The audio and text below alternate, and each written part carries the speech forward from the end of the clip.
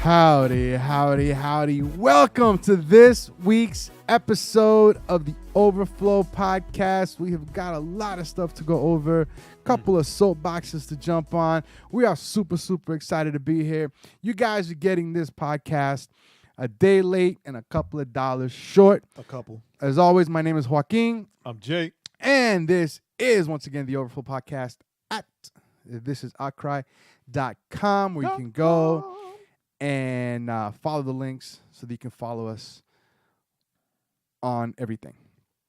And so, as I like to say, with that being said, what up, Jay? How was your weekend? It was good. The weekend was good. We were up in the mountains, as you know. That's right. The Blue Ridge Mountains, beautiful. Right. We beautiful. First time we do an Airbnb, and it was a house right on the river, and not a nightmare. It was good. It was dope. Like the hosts were attentive. Like it rained, and they were texting, "Hey, things to do indoors. We're sorry that it's raining." It's like checkers. But the best was no lie. Like it was great. It was great to go in and sit in the kitchen and eat breakfast, and looking out the window and seeing the river right outside the window. It was dope. The river or the ocean? Well, the river, the Toccoa River, but according to Bean, it was the ocean. I was like, the ocean. It was funny, right? Because I was like, no, Papito, that's a river. So, it's a river. So then I would say, look, it's the ocean. Say, no, Papi, that's not the ocean. That's the river. And then he would turn around and say, oh, look, Papi, look, there are ducks in the ocean. Like, make up your mind. But he's 3, right? He's 3. So, it's all right. We'll forgive him. You know. And another huge thing happened this weekend. Okay. Somebody took their first steps. Oh, my God. Got to give a shout out. Shout out to the Gandule who took her first steps. And it's funny because, like, my in-laws are here, right? My in-laws are here. So Jay's in-laws are here. And my father-in-law said it from the moment he got to the house. It's like, I am going to make sure that she walks before we go back home. And every day he's walking, like he's holding her right and making her walk around the house. It's like walking everywhere. And then Saturday she took her first steps. Nice. And being my daughter, she took her first steps, right? All awkward. The little drunken steps. Right? And she falls and she laughs, right? And then she gets up and she tries to run. Right? So now the steps aren't like the little drunken steps. Now the steps are like little drunken runs. Like drunken runs. Like you try to run drunk and you run in circles. Like, well, part of that is just like, it's funny because we see little kids, it's like you're like, oh, cute how they're trying to run. But it's just their bodies. Like they haven't figured out the top part. Is they're just kind of like following it. But I mean, great. At least the great thing is that she laughs when she falls. Right. So yeah, because she fell a few times and she just cracks up. Like it's the funniest thing ever. Oh, so fantastic. That's pretty dope. Also, I think this is the greatest part of your trip. Running into a Cuban restaurant in the middle of the mountains. Yeah. What's up with that? Did he get lost? I asked him, right? No, like, cause like, the husband is Puerto Rican from Rio Piedras. Rio Piedras. And the wife is Cuban. So from Cuba. It was great because I walk in, and when they find out, right, that I was Puerto Rican, they found out I was Puerto Rican from the moment I parked, right? Because they had a sign that said "Parking for Puerto Ricans only." So I parked there. Right. He was like, dag nabbit. Little did I know that was the owners parking spot. And I was like, hey. And I said in the straight island accent, hey, I parked there because it says for Puerto Ricans only, and I'm Puerto Rican, so here I am. Right. I parked there because it said Puerto Ricans. I'm Puerto Rican. That's the accent. That's the so then accent. It was an employee. She ran into the kitchen and got the owner, the husband, the Puerto Rican guy. And he was like, oh, what are you guys doing here? I said, what am I doing here? Yeah. Dude, I'm here visiting for the weekend. What are you doing here? You live here. And how did you make it all the way up to the mountains and open up a Cuban restaurant? And he didn't give me an explanation. He was like, oh, we have a restaurant in Blue Ridge, and we decided to open this second spot here. And I'm like, okay, but why?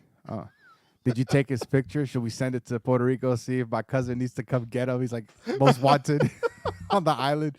Because that's what my cousin does. He does, criminal recoveries. Like, why? but he didn't answer. And then Yeah. Magda started ordering. She ordered everything in Spanish. Yeah. If he told you, they'd find your body in the ocean. Pero mira, the in-laws, right? Loved it. killed it. Killed the pernil with moro, the rice with the black beans. Oh, they didn't get the sandwich? No, they wanted like the rice. Because remember, they don't really eat a lot of rice in Poland. Oh, They eat a lot of potatoes, so the rice is like a good thing. Uh, So they're like they killing Yeah. that rice. Yo, you ready? What? You ready? What? Kill 2 bottles of Malta India. What? 2 bottles? Because we run into very few people that like Malta India. And Malta India, for anybody listening that might not know what it is, it's like a soft drink, It's Malta India. but it's Malta India. It's okay. So you know when you ferment beer, right before it ferments into the alcoholic part, the Right. hops are sweet, and Mhm. that's what they scoop up, and so that's kind of the drink. So it looks like a Guinness, It looks like a Guinness. like a stout, but it's super sweet. So either you like it or you hate it. Yeah, there's no in between, right? There's no in between. You either Yeah, like yeah, it, you either yeah. love it, or you hate it. Yeah, nobody ever goes, it's okay. It's Uh-huh. like, or it's like, don't. And we've I don't know about you, that I've only met one that I can think of one person that loves it. That Which is JR. is not Puerto Rican. That's JR, JR, like he who's loves like it. a country kid But then again, like who does rockabilly. Magda only likes Malta India. Like she's tried like Malta Goya and all those other ones, Right. and she doesn't like them. But she'll kill a Malta India. So 'Cause, weird. Like the Malta India was for her, so she let her dad try it, and her dad was like, "Yo, this is great," and he kept it. Yeah. Right, and then her mom tried his, and it's like, "Oh, this is awesome!" So I had to get 2 more, and ready. I got Bean his first Malta India. And did he like it? He loved it. Of course he did. It's pure sugar. He killed the whole bottle. It's pure sugar. No, but the best thing, I was like, listen, papito, It short circuited him. you have to like this because we're Puerto Rican, right? It's like because we're Puerto Rican, and he went and he tried it. I like it, papi. Yay, I like it. I'm Puerto Rican. Nice. You know, we should do like we should I remember when I went to Florida a few years ago, me and my cousin like we went to the store and they had like, you know, like especially in Florida, you see it a lot in Florida. Well, they'll have like 10 different types of Malta. Right. So me and him, we bought like, because they had the bottles. So we went and bought like 3 or 4 or 5 the different bottles and put them in the fridge and just like did a taste test, you know, just tasted them all. Uh-huh. So we should do that. We should do a taste test with Magda. See if she can, if it's just like a visual thing or if she's actually, that'd be fun.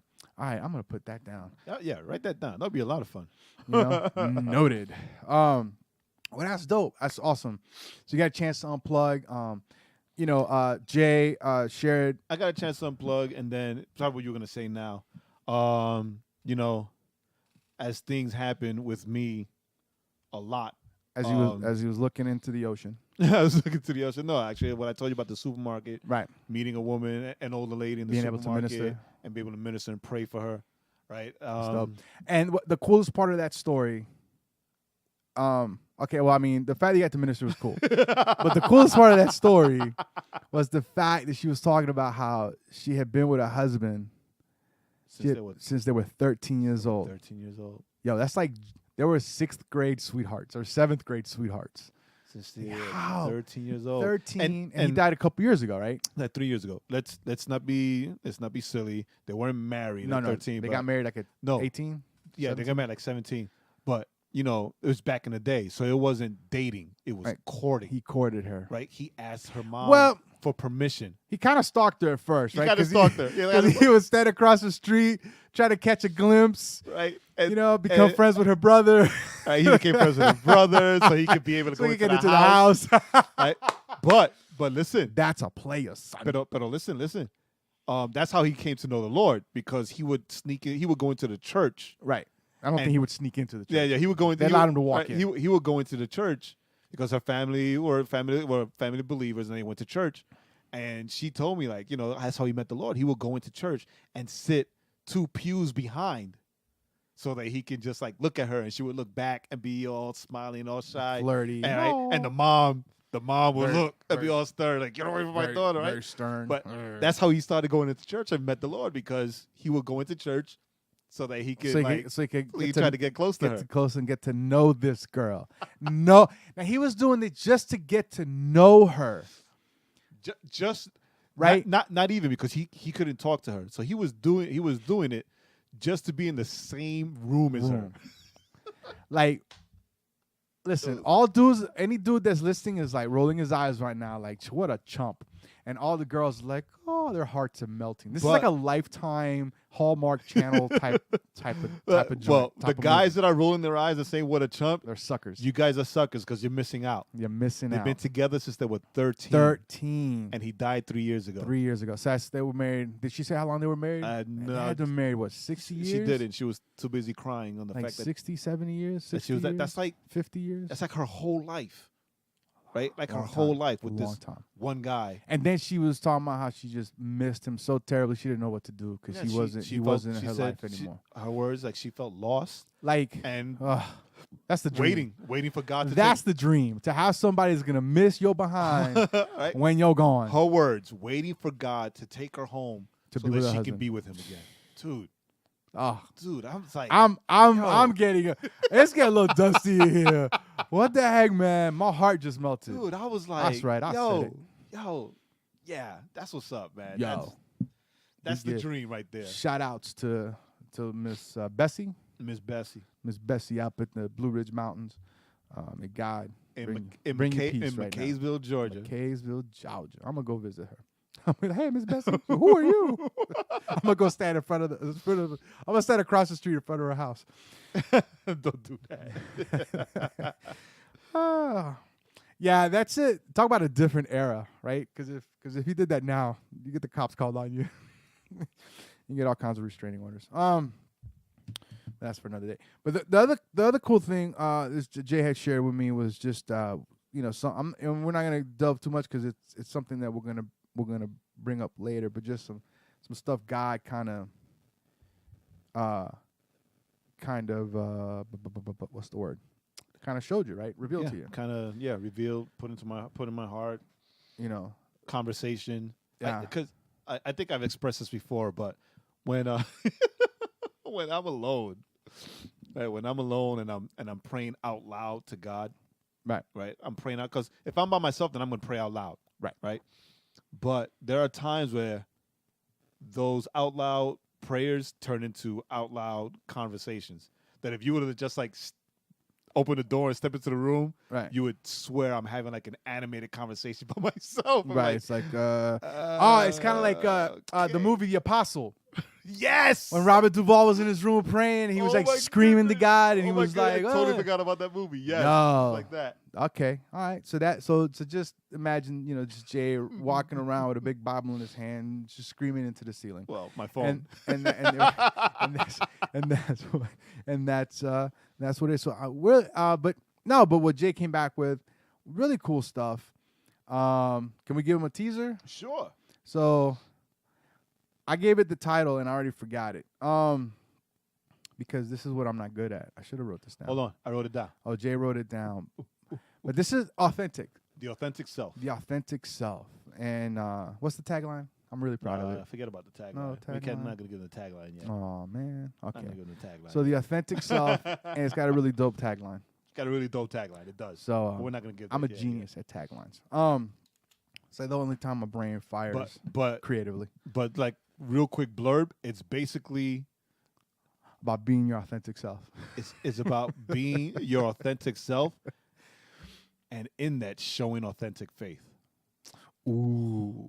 So damn, that was good. That preaches. So we're gonna in the next couple of weeks we'll expand. We kind of as we kind of massage it and work it out. We can't wait to talk to you guys about it. And we're gonna say about bringing in maybe bring in other perspectives and other voices. So that we can kind of unpack that. So it's super exciting. For me, this weekend was all right. Friday I just kind of didn't do nothing. Didn't do nothing. Saturday I kind of just Didn't do nothing. Didn't do nothing. And then Friday went to church. So it was a dope service as always. I'll tell you what, man, that church, Encounter Church, like their worship blows me away every week. Yeah. It's like, man. RJ, he's pretty cool. Yeah, whoever it is, whatever initials he uses, like dope worship, was a dope message. Whatever initials he uses. This week there was a couple that had been missionaries in Africa, and they come back, and I think they were talking about how they're going to go back and just all this stuff. Very cool. Very, very cool. Had some prayer time. Actually went up and got some prayer. I'm surprised. Yeah, right? Because I'm not that dude. You're not. I'm not that dude. And so, but I just was like, ugh. So I went up, and my boy Dan, who is the leader of the small group that I'm going, he came, prayed for me. Pastor Hunter came and prayed for me. Very cool. So, super duper awesome weekend. So, with all that, this weekend is gonna be fire. Why? Because, actually, yes, it's gonna be fire. Because, ready? No. Yes.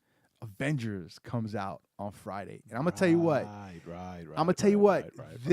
I think this is I honestly say, I think, has there been any other Marvel movie that I've been this hyped to see? Nope. I can't think so, right? I can't think of any. This movie is gonna be, it's gonna be bananas. And my, so I went in. I was telling you earlier. So I'm at work, right? And my supervisor's like, "Hey, man, you gonna go see Avengers this weekend?" And I'm like, "Nah, cause it's opening weekend. It's crazy. It's gonna be, just insane." So when I go sit back at my desk, what's the first thing I do? Look up tickets. Go to Fandango. Be like, "Oh, what's the 7:00 showing gonna look like? Oh, it's sold out. What's the 10:30 gonna look like?" Oh, I was telling the kid I work with, I was like, "Should I go to the 10:30?" Now, remember I get up at 5 in the morning, so I was like, "Should I go to the show at 10:30?" And all the tickets were on the outer edge and the very front No. of the IMAX screen. I was like, "Nah, I don't think so." So then I went and looked up for Friday at 3:15 because I get off of work at 2. 3:15. There was a couple of seats, right there, kind of in the middle. IMAX screen, 3D. Nice. So 3:15. But see, and then I got a feeling I'm really gonna like this movie, so I might walk out and then go right back in and watch it again on a regular screen with my movie pass and just watch it again, or go Saturday before the birthday party. Before the birthday party. Or maybe we can get a group, go after the birthday party. I don't know. All I'm saying is, I got a feeling I might be watching it twice. Before the weekend's up. So I am super excited. I think this is finally we're gonna see somebody die. Nope. You don't think so? I don't think anyone's gonna die in this one. Maybe the next one. You think the fourth one? Nah, I think somebody's gonna die. And it's gonna be like in the first Avengers. Remember, Coulson dies, and that rallies the team. But he didn't die. Well, but he did. But then they retconned him like they do in all in comics, right? They just retconned him right back to life. So, if somebody dies in this Avengers movie to rally the team to defeat Thanos in the second one, in part 2, who do you think dies? Who's the character that rallies them? Whose death would rally all of them? Captain America. In Captain America?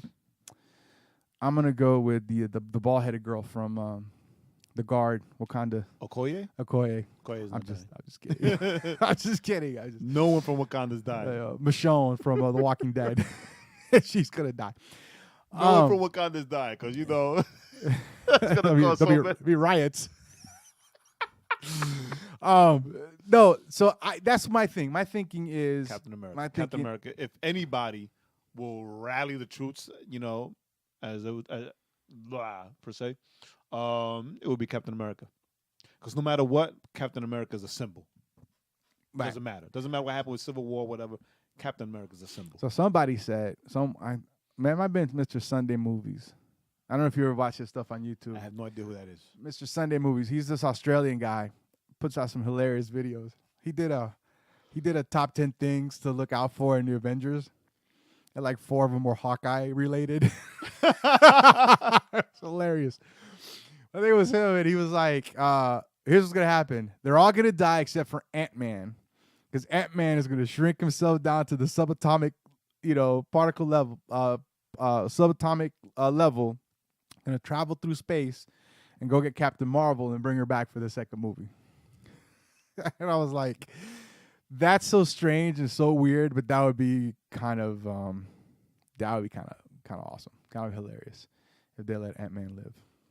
He's like the only one because he shrinks himself down. They can't kill him. Because I think Captain Marvel shows up in the second one. I think they're gonna. Captain Marvel or Adam Warlock? Captain Marvel. So the chick. Mm-hmm. I don't think Adam Warlock. I read somewhere today that Adam Warlock is actually not going to be a good guy. He's going to show up as he was a bad guy first, I believe, right? No, that's not what I read. Adam Warlock wasn't a bad guy. Adam Warlock. They said Murga, like his alter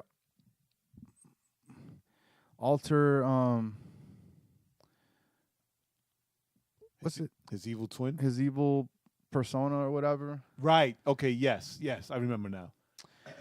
So I read that it might, instead of being Adam Warlock, it starts with the bad guy persona. I'm just like, why show him if you're not going to have him? And he's the main villain for Guardians 3. And then you turn him good by the end of Guardians 3, and then you got him ready for the next. I don't know. Who knows, right? But all I know is that I'm super excited. This movie looks like it's gonna be fun. Me and Jay were watching the trailers earlier, and we were just dying. I'm not too sure. I have to know by tomorrow whether or not I'm even going to be here on Friday. Duty, you might call me over to Alabama. Alabama? What you going to be doing in Alabama, son? Working. Job working or ministry working? Concert promotion working. Or event. Oh, that's right. Promotion working. Event that you guys have been trying to put together. Well, yeah. Or you got brought into, right? Mm-hmm. So, well, the thing is, we've been, Juice and I have been looking for, a way back in, and the way back in was dropped on Juice's lap. So, there you go. So we have that now. So for today's music, as always, we pull the music from a new release today. We were looking at the new releases for this week. Honestly, none of them jumped out to us. None of them made us go like, yes. So for this week's song, we're just gonna go to one of which is one of our all-time favorite groups. They just dropped. Was it last week? Yes. I think last week. Last week, because that's when Bean saw it. Yeah, last week they dropped an actual music video. The song is called "War Cry," and the group is Social Club Misfits. So if you're listening to this, if you haven't seen it, go to YouTube, type in Social Club Misfits War Cry, hit enter. Probably the first video that pops up. Hit play, and you'll thank us later. Or not. But that's okay. You will enjoy the music. That's all I'm saying. So that is that. So now let's get on to the soapbox moment of the evening. Is it a soapbox though? It is for you. I mean, for everything is a soap. I can make everything into a soapbox because that's just who I am. It was like that little cartoon I saw earlier this week. I think I sent it to you guys from Lilo and Stitch. Yeah. And it was like, if you're short, like to argue, like to pick fights or whatever it was. You're a Stitch. You're a Stitch? Yeah, that was me. Yeah, it was signs that you're a Stitch. You eat everything? Check. Super dramatic? Check. Love to sleep? Double check. Small in stature? I'm usually the shortest guy amongst all my friends, just average height. But here's the one. Especially when I'm around. Here's the one that Jay always try to bust me on. You argue over everything. Yep. And everything makes you angry. Yep. I'll Stitch. I'll take it. He was a great character in whatever movie he was in. Lilo and Stitch. Lilo and Stitch. So this is the setup. So earlier today. Right, let me pull. Go ahead. Let me pull it up. So earlier today, Jay and myself are part of this music group. Facebook group for new release today. I just observe. Jay likes to. So here's the funny thing, right? I just observe, even though I love to argue. Jay likes to go in and stir the pot. You know what though? You want to know why I do it? I do it because I know that Kevin gets a kick out of it. Like I know that he'll read it and be like, man, Jay. And if I did it, it'd be like, you've been kicked out the group. Like, oh, come on. No, because he knows. I just said he was a dum-dum. So this article was posted. The article's from The Guardian. And you got it up? Yeah. All right, so the title of the article is Alter Rock is doing a quote-unquote Christian record no longer a career killer. No, but wait, I got the Facebook post up, right? Because okay, you pull up the Facebook. I know I'm gonna open up the article, but I like the guy who put up the article. Right. He's like, oh yeah, interesting read. What are your thoughts? Right. And the thing is that I read it, like I saw the post, but I ignored it. Right. I was like, whatever, because as I told you, I already had this conversation with Dre from IMBC last week. We were talking about this and a couple other things that we're gonna talk about tonight, right? But it's like, yeah, you tag me and I'm like, oh yeah, definitely an episode for the podcast, and I'm thinking more in the future, right? And you're like, why not tonight? And you're like, today? And I'm like, yeah, I got a lot to say about this. And the dude that posted the article was like, yes. It's like, no, because you don't know what you just started. So what we got to do is once we get this uploaded, we're gonna tag it. We need to tag it to that thread and tag this guy and be like, all right, listen to what we got to say. Mr. Man from the Facebook, you know who you are if you listen to this. When you listen to this, Phil Feltham. In the future, but in the present, in the past, right now. Stop, you're hurting my head. It's like I was watching this video. Was it with you? Probably this not. This guy was talking about time not being real. Oh, no. It wasn't with me, but I know what you're talking about. It was a video that Junior shared in our Facebook That's group. what it was. I watched it. All I wrote was, my head hurts. Because he was like, what you're doing right now is the past and the future. What you're doing right now. But you're not in the now. You're in the later, but you're in the forward, but then you're in the reverse. And the past isn't real because it's also in the present. So everything is happening at the same time. Like, multiverse. Jay was like, multiverse.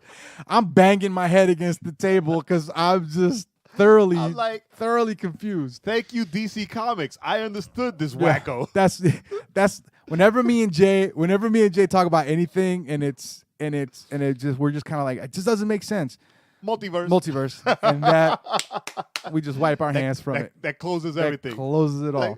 Yo, dude, the reason you don't understand it is because multiverse. Okay. We're talking about makes sense. Earth 54 type stuff. We're Earth Prime, right? Or we're Earth 3. We don't know. It's the multiverse. There might be better versions of ourselves out there somewhere. I hope so, because if not, we're so doomed.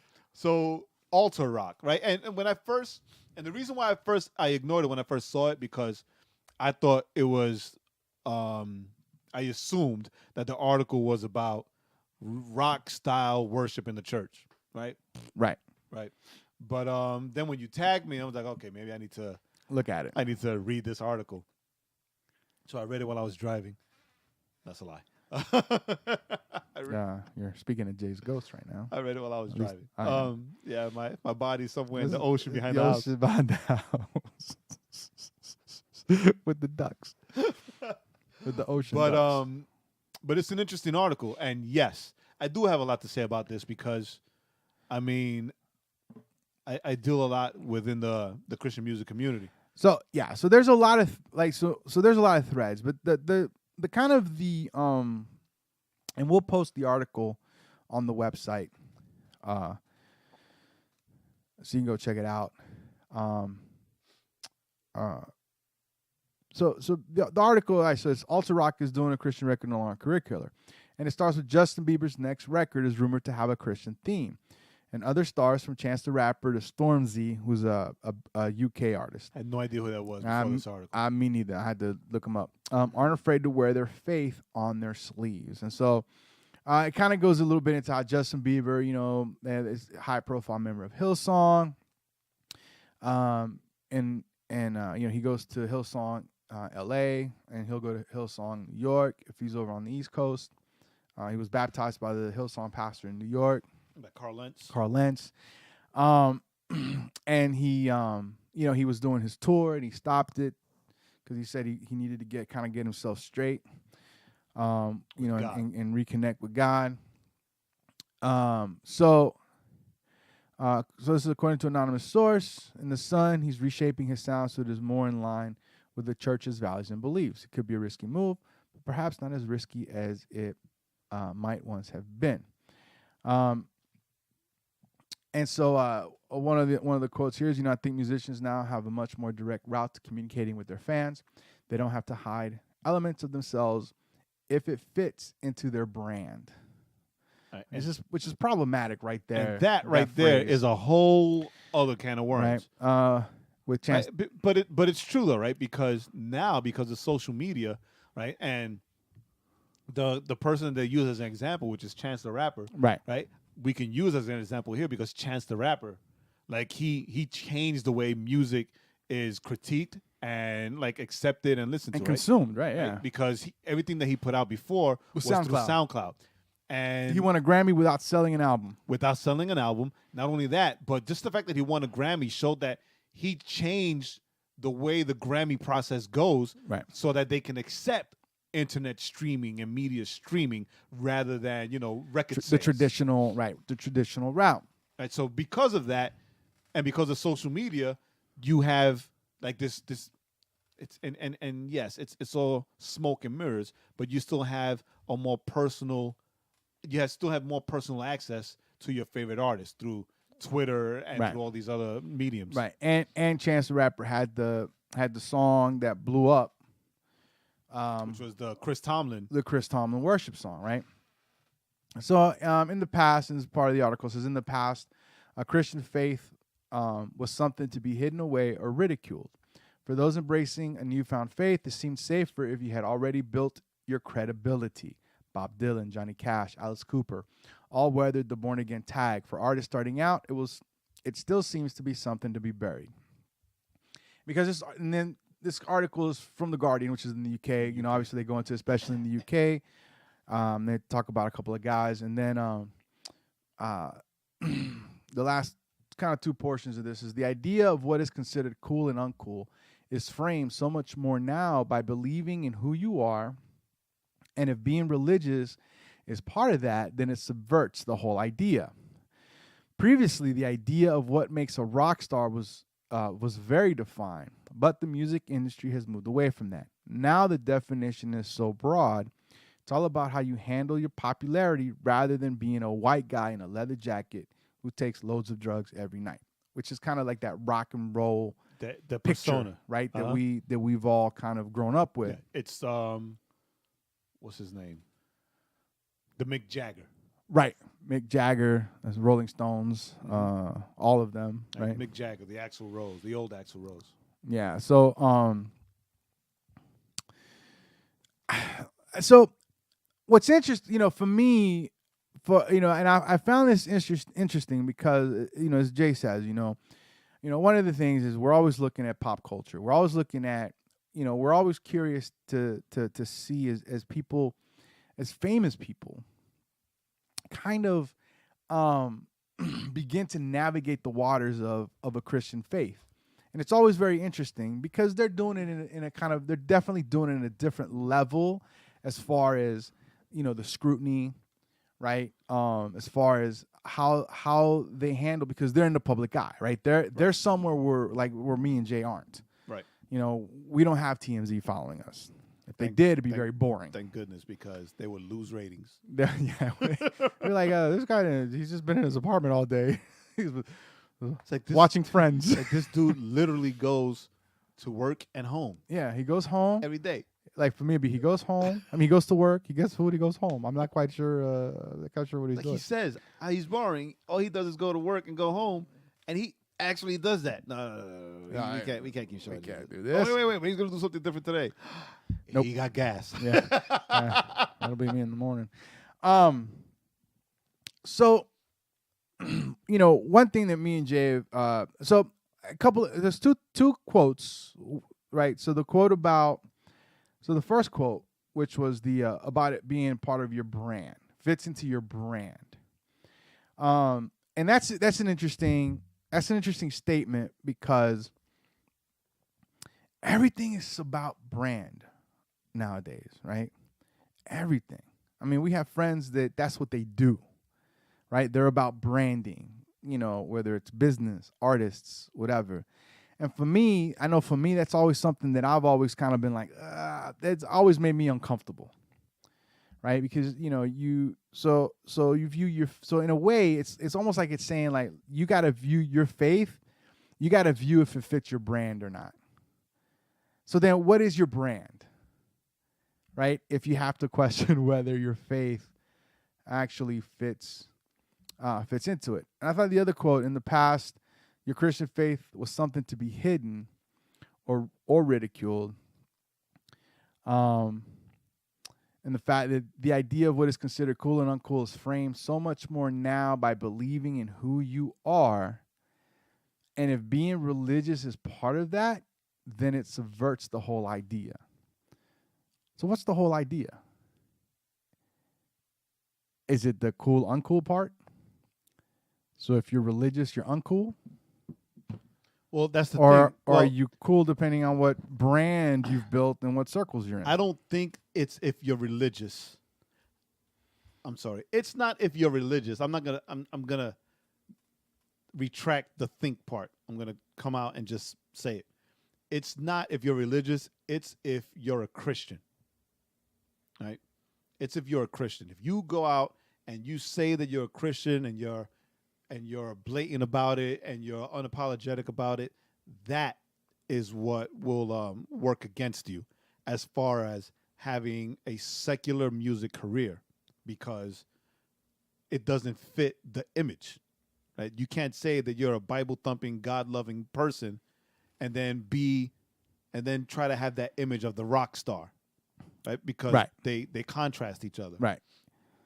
So, like, if you do that, then what will your fans emulate, right? If things can't be sold, right?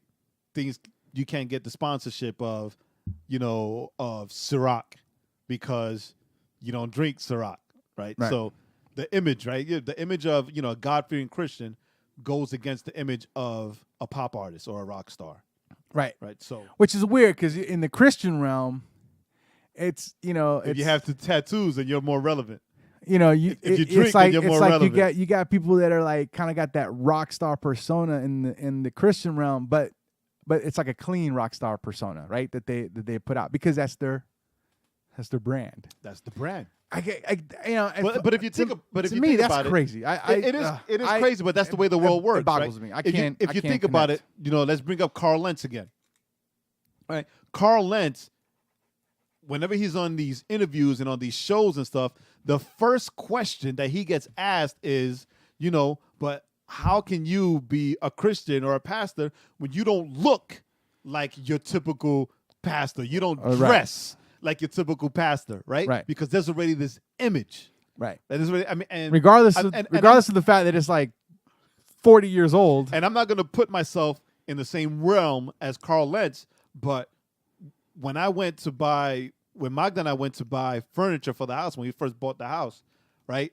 I was just in jeans, son, like every day, jeans and a t-shirt, right? Right. And that's when I was pastoring out in Covington. And the dude asked Michael, well, what do you do? He's like, I work for blah, blah, blah. He's like, oh, and what do you do? He's like, I'm a pastor. And no lie, dude looked me up and down, said, you don't look like a pastor. And I was like, that's very interesting. What should I look like, sir? As a pastor, what should I look like? Because I'm furniture shopping. So seeing me in sneakers, jeans, and a T-shirt should not surprise you, no matter what I do. Actually, you know what the outfit of a pastor is if it's not Sunday is shirt and tie, right? Suit and tie. Suit and tie. Like Justin Timberlake. But outside of that, when you're out daily life, it's khakis, polo shirt, tucked in, loafers, like that kind of business casual look. That's the look. That Blockbuster Video look. Yes, except you got God Buster. I don't know, Nah, like son. on your little polo shirt. To New York for that. But that's but it's a real thing. It's a real thing. There's the imagery, right? And the imagery of a Christian, right, from the viewpoint and perspective of a non-believer, does not fit the imagery of a rock star. Correct. Right. So now we know, right? So we know that people have this kind of this preconceived notion of what pop artists should be. Now you have Justin Bieber, who was that guy? Who's like one of the biggest pop stars, and he, in a way, he is now. He still is not the biggest right now. In a way, he still is, but yeah, I would say the biggest right now. You still think he's still the biggest pop star? I still think he's the biggest pop star. I don't know. I don't know if he's still the biggest, but that's neither here nor there. The point is that now that he's coming out, like since he canceled his tour, he showed up at the Ariana Grande, whatever. Grande. Chiquita, pequeña, Grande. She is chiquita, but she's a shorty. She has a big last name. He showed up at her benefit, and he did a worship song. Yep. And he talked about God and Jesus. Talked about whatnot. The love of God and how people need. Then to come he was at that. Coachella for the Sunday, Sunday stage that Judah Smith's church had, and he did 2 worship songs. Three worship songs. Is it 3? I thought I said 2. Anyway, 2 or 3 medley, whatever. The point is that he didn't go to Coachella to perform his songs, and he didn't go to Coachella to dance and act up and right. He be that guy again. Right. He went to Coachella to be part of a Sunday morning and to look at the yodeling kid. Oh, I don't know who that is. I don't know either, but I know the article that I read about him punching somebody in the face was Justin Timberlake showed up and he showed up on stage when the kid was yodeling, right? All excited to meet him, whatever. Did the worship songs and then punched that dude in the face. All right. Well, why did he punch the dude in the face? You can't just say that. You got to give the context. I don't be fake news. You can't be fake news. It's not fake news. You brought it up. You got to say it. It's clickbait, so they can go and see for themselves. No, we don't do clickbait. He was defending a woman who was getting harassed. The guy wouldn't leave her alone. I think he was choking the girl. Right. So it's more than harass. It's like it's assault. Right. By that time, it's already assault. Right. So he was defending his woman and saw somebody. I think he had her in a chokehold or by the hair, or whatever, and he punched dude in the face. So I'm gonna leave her alone. Which, here. I don't advocate that kind of violence. Jay does. Yes, I do. So now we know who you can really trust. Yes, I do. I don't advocate violence because I have other forms of deterrence. Ready to go. I have other ways of stopping violence. I don't have to put my hands I on have to put anybody. my hands on nobody. I use my mind. So Bieber's coming out with this. Perhaps. The rumor is he's coming out with this kind of Christian-themed album. It's either going to be a worship album or it's gonna be Bieber but cleaned up. Right. Cleaned up. Even cleaner than he is, right? Because his music's not really that bad. It's not. You know. It's not. But so that got us to thinking, right? Because immediately, and Jay probably saw this. Jay saw this more than I don't get on Twitter. But but people immediately start, oh, that's awesome, that's great, and so then that leads us into, why is it? Well, on Twitter and even in my conversations, because the thing is that I didn't see this, but I saw something else about Justin Timberlake. Oh, Justin Timberlake. There we go again. Yeah, that's the second time you said his name. Justin Bieber. Justin Bieber. And don't upset the believers. We don't need that heat. I texted Dre, right? Dre, we've had him on the show. Yes. Right? He's what did I call him? He's the Christian music guru, right? He does IMBC for Christian music business, because there are a lot of these artists that think that mom's prayers and their church's faith in them is gonna launch their career, and they don't know the business part of it, and then they get all disillusioned. So go to Dre, IMBC.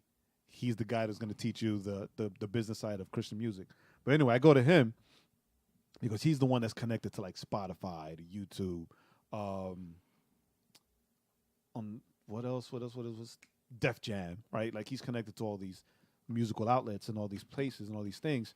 So I go to him and say, dude, and I did it just to start conversation with him, right? Because he and we can have these conversations about anything, anytime, and I can just be like raw and just like not care, or unfiltered.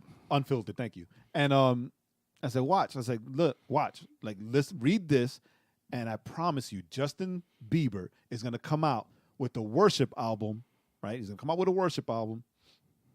And I say this because, unlike other secular artists or celebrities that have claimed or professed faith in God, Bieber has actually left the forefront, right? He left the spotlight, and he's being discipled, right, with Carl. Right. I mean, as far as we know, as far as we can see, right, Hillsong Church, right, and anytime he has appeared, he's singing worship songs, right, or he's covering worship songs, and he's talking about Jesus, he's talking about God, right? It's like, wow, he's gonna come back out when he finally drops a new album. It's gonna be a worship album, right? It's gonna be a worship album, and it's gonna blow everything out of the water, and it's gonna do two things. Okay, it's gonna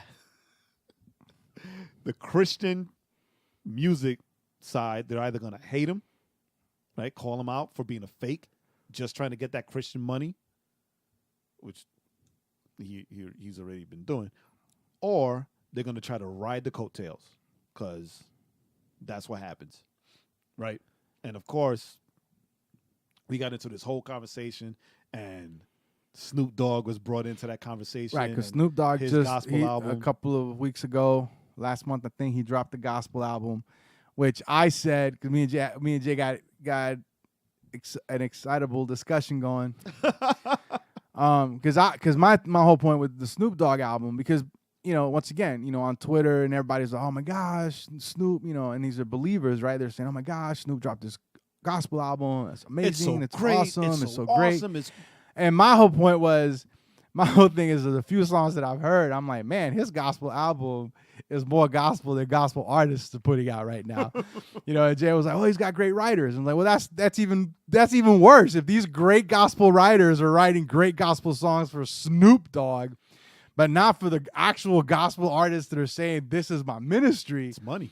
Yo, it's insane. It's money. If Snoop asked me to write him a song, I'll write him a song. He's going to pay me. And it's embarrassing. But that's what I'm saying, though. It's embarrassing. It's both. For me, both sides are embarrassing, right? It's embarrassing because you may be right. I only listened to one song, which for me wasn't that Christian of a song, but whatever, right? But I'll have to listen to the entire album to see. But my whole thing is everybody jumping on the Snoop wagon, right? When and the fighting back and forth, the infighting, right? Because non-believers aren't getting into this fight. Non-believers are like, oh snap, Snoop dropped the gospel album, Right. and it's blowing up, And they'll listen to it out of Right. curiosity. but the believers are either for it or against it. But those who are for it are like really, really for They're it. really, really for it. Really, yeah. really And for that's it. why. And those against it are against it for the wrong reasons, right? They're against it because they're mainly artists or struggling artists who is like, oh, well, I've been doing this music thing, this Christian music thing for 10 years, and nobody paid attention to me. Snoop comes from over there and brings the gospel album, right? And it's like, so you're against it for the wrong reasons. I'm against it. Well, but that's just some. I would say most of those. I said some. Most of those that are against it, that would be against it. If hip hop has taught us anything, are the fans, Right. not so much the artists, because the artists aren't going to say too much because they're going to hope that's they don't want to burn that bridge. Some artists have come out and spoken harshly against it. Exactly what I said. Like, oh, I've been doing music, blah blah blah, blah. Like exactly how I said. That's like that, Right. like that hurt kid. Oh, I'm not your friend. I'm against it because it's Snoop, right?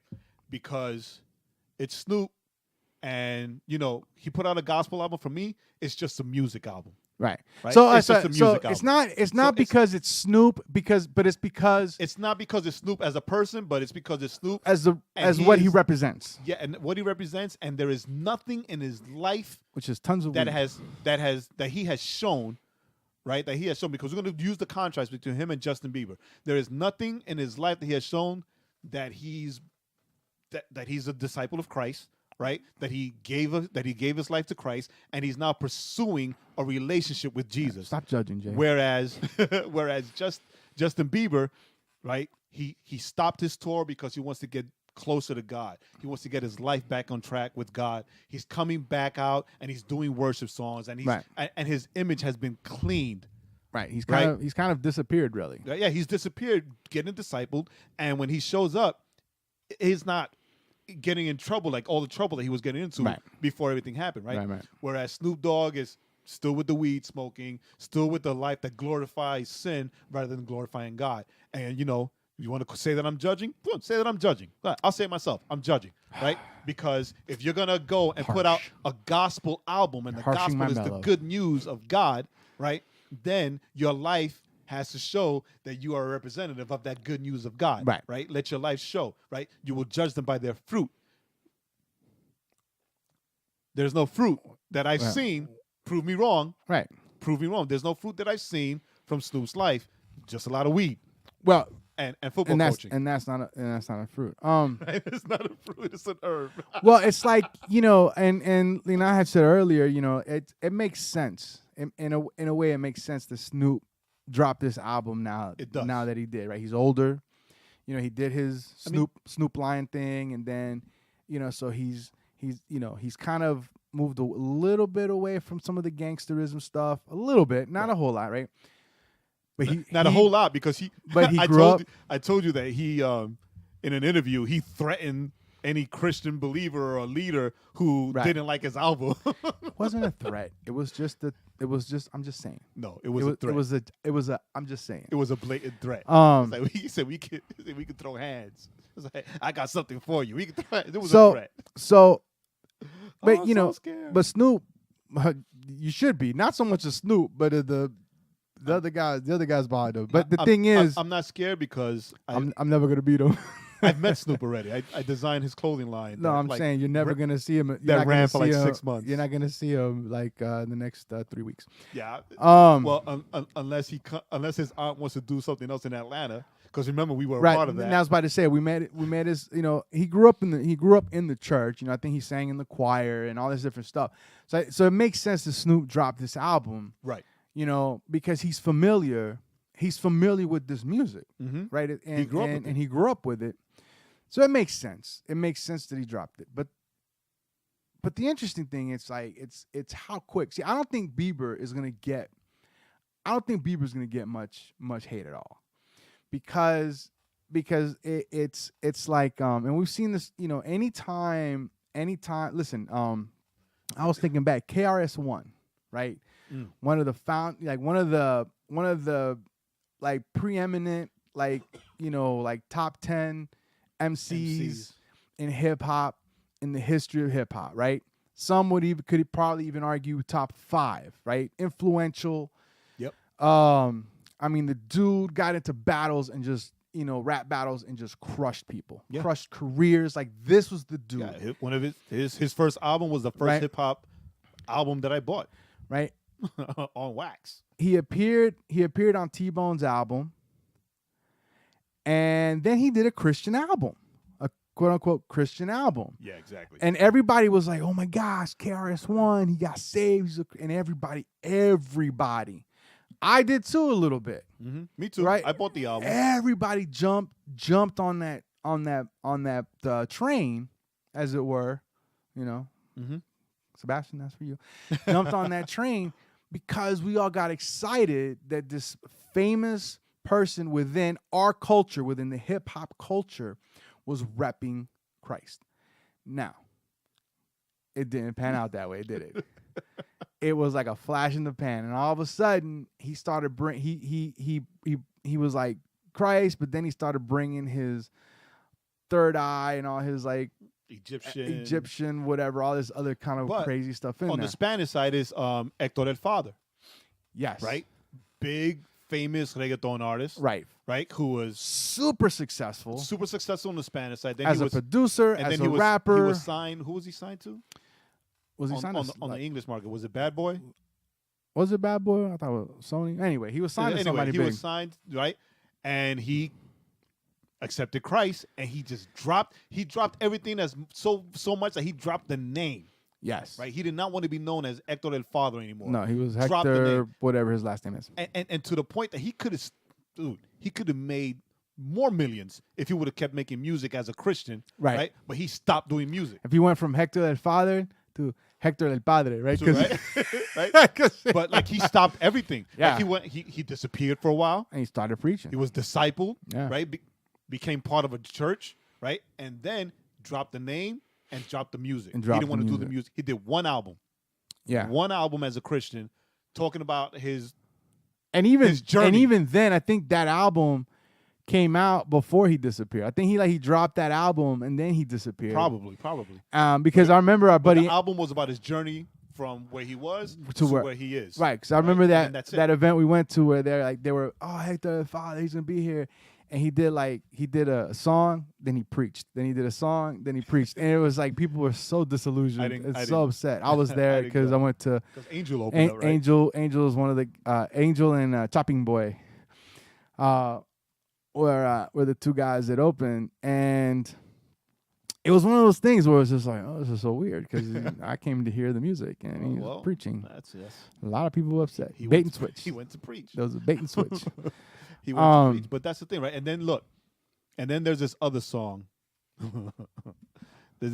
Drake's God's Plan, right? Where he shows the video where he's giving away the $1 million budget, in cash to people, or he's buying groceries and whatever, right? And the song is called God's Plan, and you see the video, and it looks like he's doing God's work because he's helping the poor and whatever. But you listen to the lyrics of the song, and it has nothing to do with God. It has nothing to do with Christianity. It has nothing to do with faith, right? Nothing at all. Nothing. Right? Forget Christianity.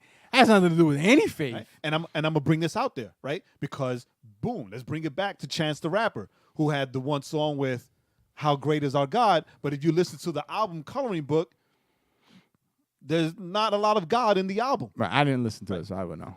I did. I saw Junior was listening to Chance the Rapper. I'm gonna listen to Chance the Rapper. What's he listening to? Right. And there's not a lot of God in the album. That one song, right? And which spurts here and there, but Chance the Rapper isn't something I'll let like Sebastian listen to. Right. Where I'll let them listen to Social Club. Yeah, and it's funny because what happens with these artists, and as we get to kind of the end here, and we're gonna bring all this to the point, is that they'll do like one or two songs that are very Jesus or gospel, I guess let's say gospel oriented, but then it's the rest of the album that is not. And so what does that do? That sows confusion. And this is why me and Jay kind of get get on our soapbox about this because so we see this article about Justin Bieber, rumor he's going to release a quote unquote Christian album, and everybody gets all excited and people are going to jump on that bandwagon. More people are going to be hyped because we tend to see it as, oh, look, a famous person is going to be one of us. We don't see like, oh, great, a famous person knows Jesus and his life is going to reflect that, But a famous person is going to somehow represent us. And like KRS, what we get let down. But the problem is, and Jay's got the scripture. Part of the problem is how do we as believers, how do we as people that say we believe in God, how do we navigate these questions on how we should conduct ourselves as believers, and whether is it just something that's part of our brand? Is it something that's just part of this is just a facet, a pie of who I am? Well, if you can recall, and it just hit me now, but being believers was a part of the Jonas Brothers brand. Right. Right? They were good Christian kids, and their promise rings to stay pure for God, and then that would be the first thing. Hey, Joe Jonas isn't wearing his promise ring anymore, right? His chastity ring or whatever it's called. Right? Oh, well, I guess he's not that much of a Christian at all if he he threw his ring away. Right. And even Nick Jonas now said something. Oh, well, yeah, the first thing I did was get busy and I took the ring off and whatever, right? It's the God is not a brand, right? Being a believer in Christ is not a brand. It's not something that you buy and you put on, right? And you show it off and you go and you get on the runway. Look, he's wearing Jesus by Jehovah. No, it's not that. It's your lifestyle. It's your lifestyle of worship. And it must be seen and felt and heard in everything you say and do. Right. Is it who you are? That's what I was saying. Like it's not like a piece. It's not like a pie, right? It's like, so this piece is I'm a Christian, and this piece is I'm this, and this piece is I'm that, and this, and then all of these things just make this great pie, right? No, it's you don't buy a pie that's got different flavors in it, right? When you buy a pie, you buy an apple pie. I want apple pie. I want cherry pie. I want blueberry pie, and that's the pie that you buy. As believers, that should be the kind of person that we are. I am a child of God. Stop. Not a part of me is a child of God, and because I want to be famous, or because I'm trying to do this thing, whatever this thing is for my career. So I'm going to hold back on being a Christian because I don't want it to impede my career. Right. Or I'm a child of God, except for when I'm performing, or except when I'm doing these songs, or except when I'm doing this thing. Right. Right. It can't be that way. And it's like when we were discussing earlier, there are a lot of people that are so focused on being famous, whether they're Christians or not, so focused on being famous that's what they pursue. They pursue that spotlight. They pursue the fame. They pursue the secular praise. Right. Right. It's like we saw where somebody made the comment that their kid was called to the secular realm, the secular music realm, to bring positive music to counteract the messages that are being put out there now. But they were told that they need to put their Christianity kind of to the side, kind of hide it a little bit, because if not, they're not going to be able to get into that market, right? Right. See, and so then the question, then the response to that was like, well, we don't know what we're gonna do. We don't know what we should do. And it's like, no, that's the easiest thing in the world to answer. Thanks, but no thanks. If you believe that God called you to a realm, why would you hide the God that called you into that realm? That's like you saying God. That's like Jay saying, well, God called me to be a pastor, but then when he goes and he gets invited to preach, he talks about how, you need to listen to your inner self and love yourself and be the best self you can be and be empowered unto yourself so that you could be the best version of you. And in none of that he says anything about God. right? Then you would say, well, Jay, you're not a pastor. Exactly. Right? You would say, Jay, you're not a pastor. You're just a motivational speaker. Exactly. Yet when it comes to art, we tend to want to give people a pass. Oh, well, their art reflects God. Well, does it? Does their art reflect God? Well, for me, it's more, well, does their life reflect God? The chick is just 16 years old. You know? What the hell? Sorry. I read into it, right? It says that she was told to keep her faith under wraps. Under wraps, right. Hide your faith. Hide Jesus. I didn't know my faith was Anne Frank. Right? Put Jesus in a box until you're famous, and then you let him out like a genie. Dude. That never works. Tell your daughter, right? Tell your daughter, for I am not ashamed of the gospel of Jesus Christ, right? Right? So then that brings up to the scripture Jay found that ties all of this together. Right. This idea of whatever it is that you're doing, right? We start with Bieber and Snoop and all those guys because they're easy pictures, they're easy people to point at. Yeah. But the reality is all of us are always searching to do something. Right? And in all that we do, what does scripture say, Jay? Did you got it or did you lose it? That one I lost. Right? That one I lost. I got the other one. All right, what is it? You lost Galatians? No, Galatians I got. But the one you were talking about, that everything that you do it for the Lord. Right? But I got Galatians. Galatians 1, verse 10. Paul says, am I now trying to win the favor and approval of men or of God? Or am I seeking to please someone? If I was still trying to be popular with men, I would not be a bondservant of Christ. Right? So, the deal is like what Joaquin and I said, there are a lot of people that are still just seeking the spotlight. Whether you're a believer or not, you seek favor, right? Correct. Some type of favor from someone outside of God. And we forget that as believers, if we say that we're believers, we say that we're Christians, right, then we must recognize and always have in the forefront our faith in God. We wear that as a banner, right? Jehovah Sidkenu, I believe it is.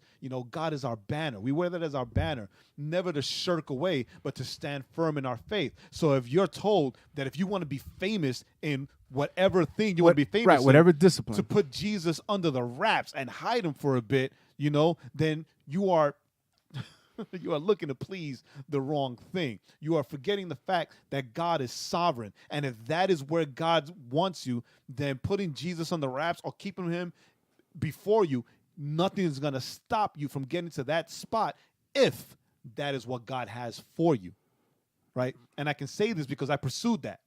Right. I pursued that. I was in music. I was pursuing that secular fame and blowing up, right? But that's not what God had for me, right?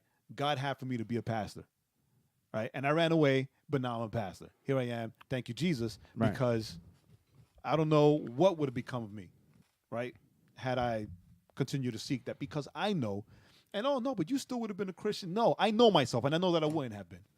Right? I know that I wouldn't have been. I know that the fame, and it's funny because my pastor in New York was like, you have to beware of the 3 F's, but it was in Spanish: la fama, la fortuna, y la falda. Right? So fame, fortune, skirt, and skirt. So the skirt doesn't follow the F, right? But Jay, I know you. I seen you grow up.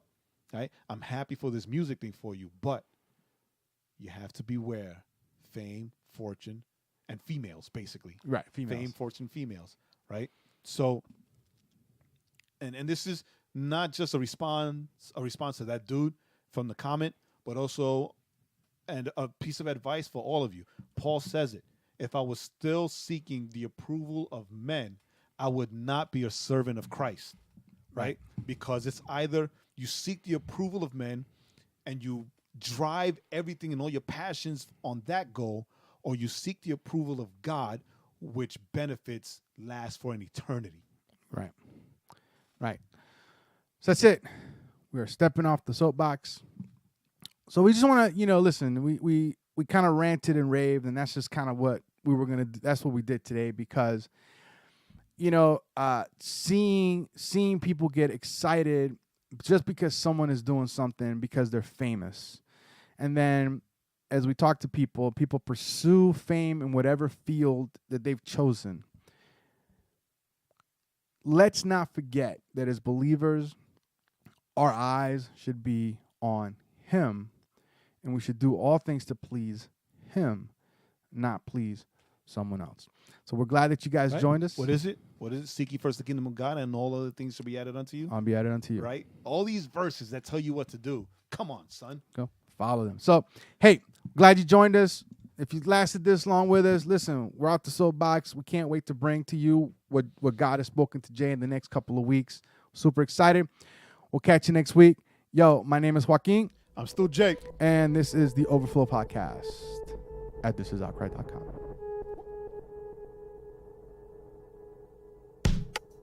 Thanks for listening. Remember to head on over to thisisoutcry.com for more content. And don't forget to subscribe to the podcast on iTunes, Google Play, SoundCloud, or Stitcher.